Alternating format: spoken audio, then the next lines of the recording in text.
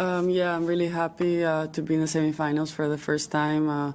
Last slam was very tough for me, losing in the quarterfinals, but I think I learned from that, and finally today I think I played a great match against Coco. Okay, questions in English? Paula, you mentioned on court what you've been through and how close you were, or you weren't sure whether you might have to retire or not. How close did you come to retiring because of the back problem? Well, it was one point of last year that I was pretty close because I wasn't seeing myself at the level. The back wasn't responding well, and I didn't find solutions. But I wanted to keep it a last try, a last chance to finish the year, and let's see how it would go. And well, here I am. So I'm really proud of what we went through with all my team, and especially how I fighted through all that, especially mentally. For those of us that don't speak Spanish, what did you write on the lens and what did it mean? The third time lucky one, I think does that make sense? Because it was my third quarterfinals, and I don't know, the last two were like, I didn't leave with a good feeling, you know. So today I didn't want to do that. Even though win or lose, I wanted to go for it and be aggressive and play my game and don't have regrets. And that's what that was my plan since the first minute I stepped on the court. Matt. Well done, Paula. Now that you're through this quarterfinal hump, do you anticipate sort of like approaching the semifinals with a kind of freedom, or not having that in your, because you're not having that in your mind? I know you haven't been to a semifinals at a Grand Slam, but maybe can you reflect on when you've gone deep in other tournaments, how it's affected you? I'm never gonna feel freedom until I win the tournament. I'm always like this, and it's my personality, it's my character. Today, of course, maybe I had a little bit less expectations, but I still had pressure because I wanted to win so badly. I will step on the court in the semifinals. I don't care against who, and I will want to win so badly. So that's part of me, and I think when I'm in the final rounds, my level raises, and I just want to give my 100% there and leave it all on the court. Tomani. Congrats, Paula. How have your difficulties, I guess, over the last few years changed you as a person and made you a better player?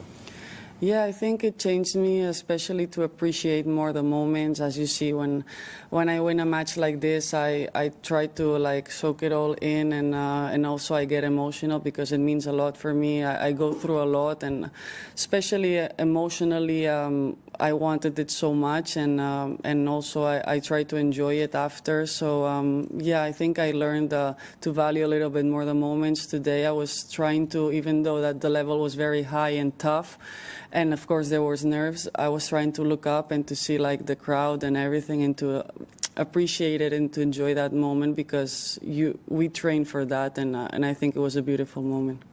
Okay, Charlie, then we'll come to you. Congratulations, Paula. When you were serving for it at 5-2 and 5-4, you talked about trying to stay present and the challenge of doing that. How were you able to do that, certainly the second time around?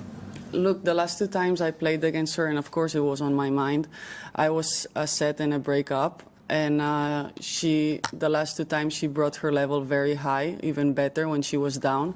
So I was quite expecting that from her side, especially in the 5-2, because I didn't do anything wrong. She just played unreal. So when I was 5-4 up, 5-2 I was a little bit nervous, but the 5-4 up I tried to stay calm and to focus a little bit on my serve. I know she didn't break me much, just 2 times in the match. So I'm like, if you serve well, you're gonna have your chances here. Just try to like focus on yourself, toss the ball correctly, like do all the techniques, the routines we have, and that's what I did. And I stopped thinking a little bit of Coco, the match, and the entire atmosphere. And I was with myself, and I think I served really, really well there.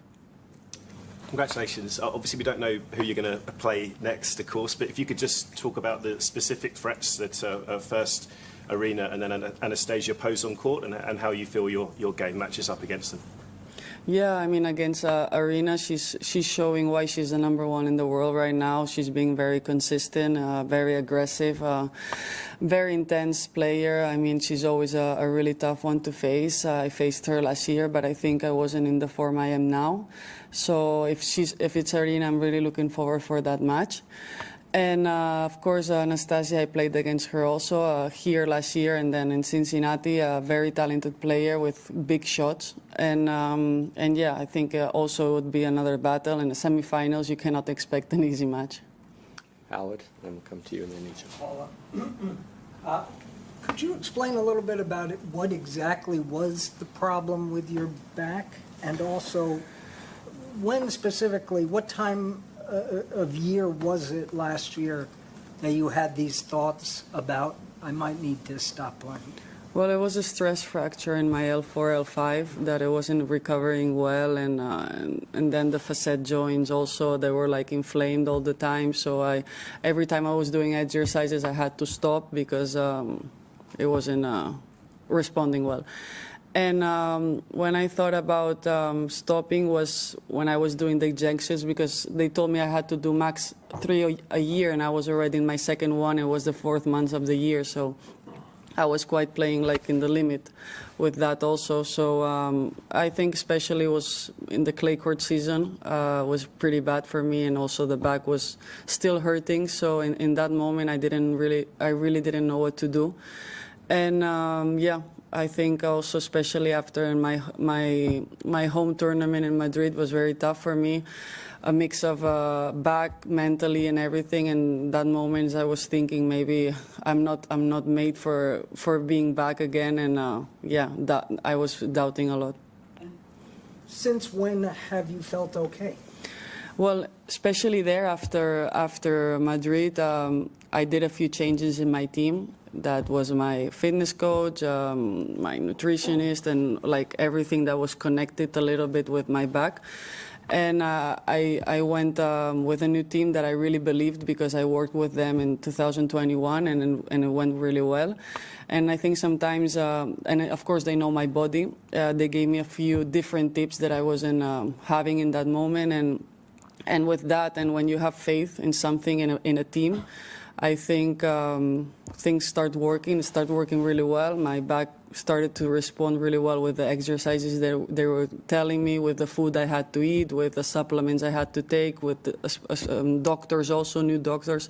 So all that, the puzzle started to look better, and I started to play more matches. I was at the beginning scared, like how I'm going to wake up the next day.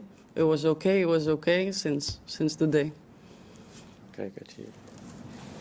Congrats on the match. I wanted to ask 2 questions. First of all, you mentioned that you used to have to take cortisone injections for your back. I wanted to know where you're at with that at the moment. And then secondly, you know, you're a former world #2. Does getting to the semi-finals here at a Grand Slam, do you feel like you're where you belong now?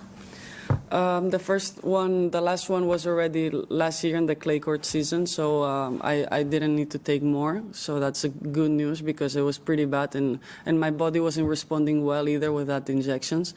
So yeah, that finished. And do I feel if I'm back where I belong? Yeah, of course. I mean, since I came back last year here in Australia, my goal, I said it here last January, I wanted to be the comeback of the year.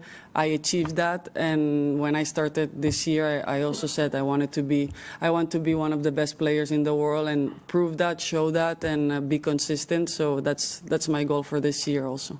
Okay, final 2 in English, Charlie, then Courtney. It is Arena. Obviously, you're very close, and you played in other matches in that Grand Slam. This would be a whole other level. Will you? I mean, obviously, you're not going to not be friends, but like, will you message about it? Like, how will you kind of deal with the fact that you'll be then playing your very good friend? We deal with it pretty normal. Plenty of times we had messages before the match. It's pretty chill. We know how to separate things very well. We spoke about it so many times. We admire, respect each other, and it's going to be a battle inside the court, of course, but outside it's super normal. And Courtney. Paula, congrats. You've now had, sustained consistency for about, 6 months or so, week in, week out. How different does this level of consistency feel to, 2021, 2022, when you hit number 2 in the world and all that. I mean, Yeah. how different does it feel? I think it's really different because when I was number 2 in the world, everything came very fast, and maybe I wasn't managing well the expectations in that moment, and I was very scared when I was playing a player that was maybe, of course, lower ranked than me. So I was like, oh, what's going to happen if I'm going to lose? What are they going to say? And I was thinking too much about that, and now I don't mind because I can accept, and you can see now the level. You can lose against anybody, you can win against anybody, and I think that helped me like play more free.